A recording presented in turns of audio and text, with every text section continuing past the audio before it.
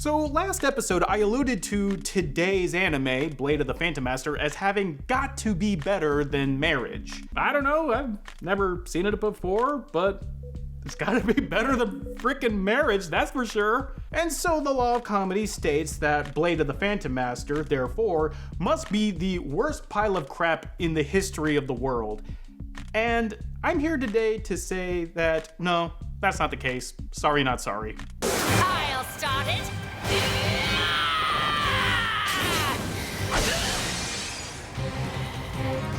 In actuality, Blade of the Phantom Master is just another schlocky action movie that once upon a time ago was the flavor du jour for anime. In a way, watching Blade of the Phantom Master made me kind of nostalgic for the early days of Anime Abandon when I would review movies just like this at the drop of a hat. And while I was taking my notes for it, I just had this kind of weird smile on my face as I was taking my notes, just laughing to myself and saying, this is just such a piece of crap, but I love it anyway.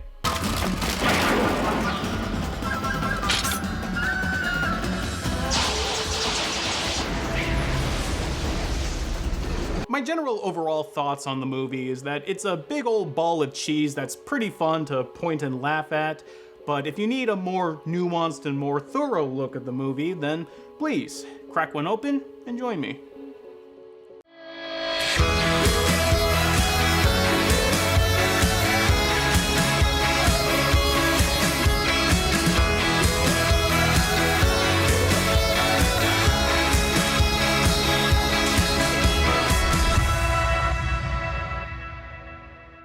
Right off the bat, I want to say that the most singularly interesting thing about Blade of the Phantom Master is that it was based off a Korean manhwa, which in turn was based off a Korean folktale about a guy named Moonsu going from village to village correcting wrongs wherever he went. And true to form, that's what this movie is about when you break it down to brass tacks. Now cut them all down and let them lie!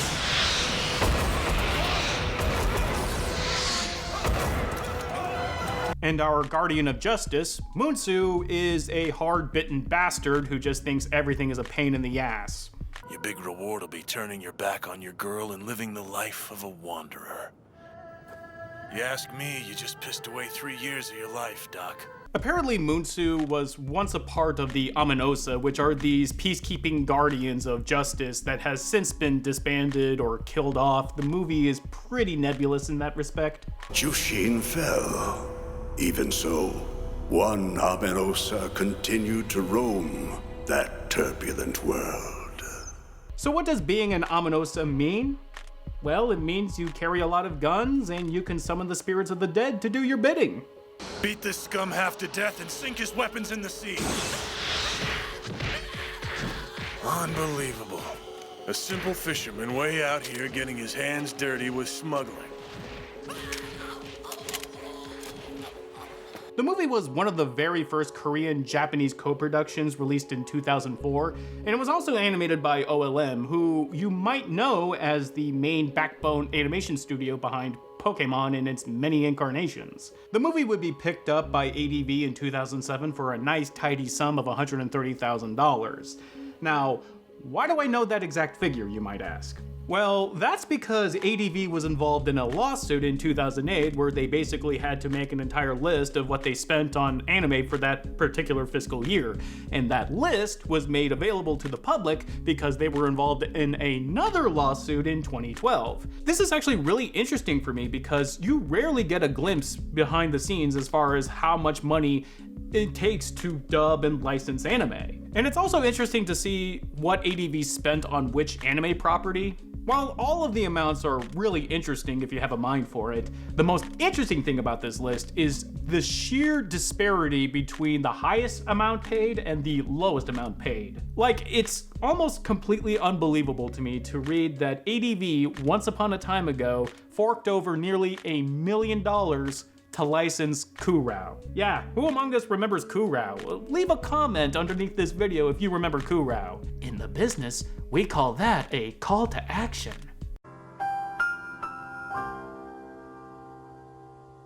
And on the other end of the price spectrum, the fact that ADV spent $21,000 to license UFO Ultra Maiden Valkyrie is equally unbelievable to me. Because it's hard for me to believe that anyone could have gotten the American distribution rights for an anime, regardless of how well known it is or not, for the price of a Dodge Grand Caravan. Please!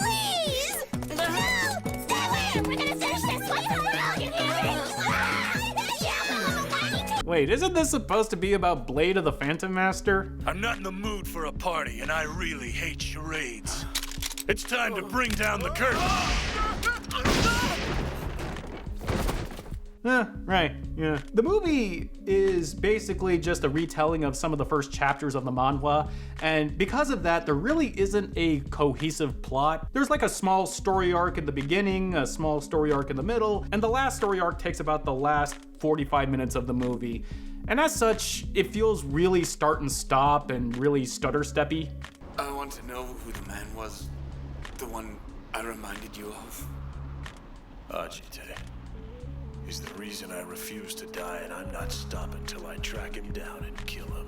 It feels more like a 3-episode run of a television series that's been crudely stitched together more than an actual honest-to-God movie. We get our first arc with Moonsu encountering his ward and protector / practically mute woman servant Chun-Yang, and we end with Moonsu encountering a village of the living dead. Normally, this style of plot makes for kind of a laborious sit, but the fact that Moonsu is such an entertaining bastard really elevates the film quite a bit. I told you! Begging for salvation is as useful as hoping for a miracle. If you're so afraid you can't do anything but stand there and shake, get your ass out of here! His brash, don't give no craps kind of attitude is very much of its time, and with our modern eyes, you can see him coming around on Chun-Yang and learning to lighten up coming from a mile away. But if I'm being honest, in the absence of this kind of characterization in anime, this tried-and-true formula is kind of nostalgic in its own right. It also helps that his bastardry is shown off in very funny ways, like here when he uses the corpse of a guy who just minutes earlier saved his sorry ass from burning up in the desert as a meat shield like he was Schwarzenegger in Total Recall.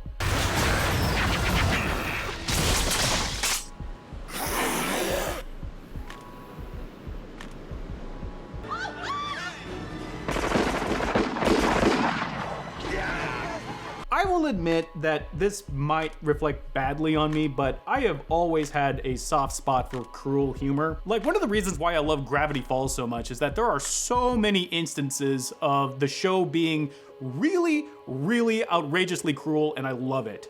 Oh, wait, I forgot something. Let's get married tonight! And Blade of the Phantom Master kind of tickles that same spot in my brain. And I know that kind of humor isn't for everyone, but I can't help it. Whenever Moonsu acts like a complete and total jerk, I love it.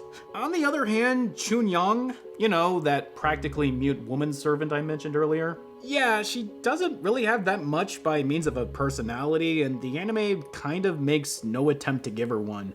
All she needs is her goddamn Yaoguai gauntlet and her fighting prowess and her near-suicidal devotion to Moonsu, which is made all the more weird because she was supposed to be the fiancé, or maybe she was just the love interest of the guy whose corpse Moonsu used as a meat shield, and the only reason why she's following him was because she promised to protect the first guy when he became an Aminosa, and since Moonsu delivered the bad news to her, I guess she just transferred that love and devotion to Moonsu like she were a baby monkey in a lab experiment. If you'll have me, I will serve you and be your Sando.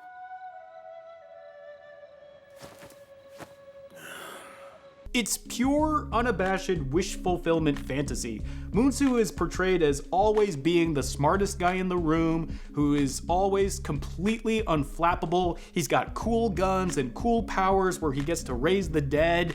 He's like the Kevin Nash of anime protagonists. Don't make me laugh, partner. I don't know and I don't care who you are. And I couldn't really give a damn what June means to you either, Doc. And also the fact that he has a hot chick who dresses up in S&M gear who always does what he tells her to do really doesn't help this being a sophomoric fantasy. A Sando is a servant, not a bodyguard, a servant. Just following orders would be enough. If you can't do that, I got no use for you. Yet on the other hand, that doesn't stop the movie from being entertaining or well animated. And the stories themselves can range from being pure action schlock to actually kind of emotionally touching. Even after you died, you were never in danger of losing your humanity.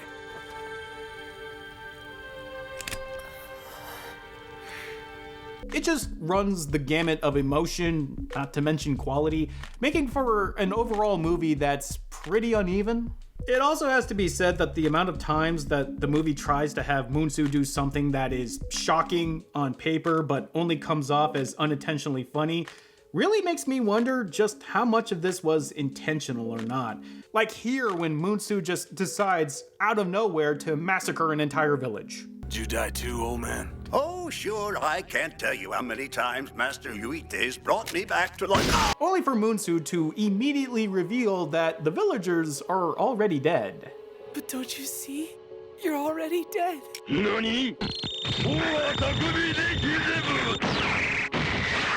It's really difficult for me to come down one way or the other on this movie because the intent of the movie is completely lost on me.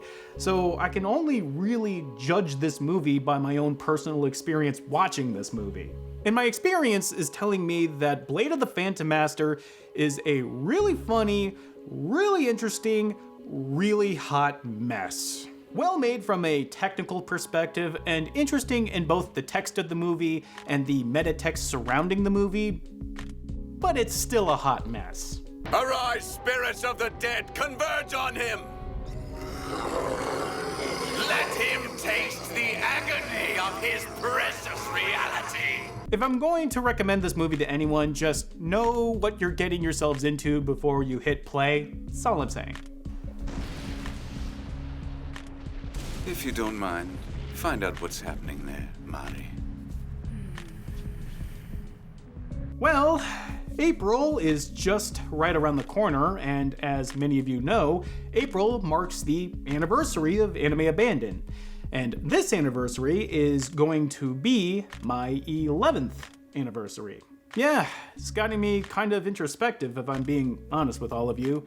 And that kind of introspection calls to mind a certain anime that I have talked previously about, but I think it's time for a reassessment of sorts. It's going to be hard and pretty painful for yours truly, but I feel like I gotta do this. Till next time.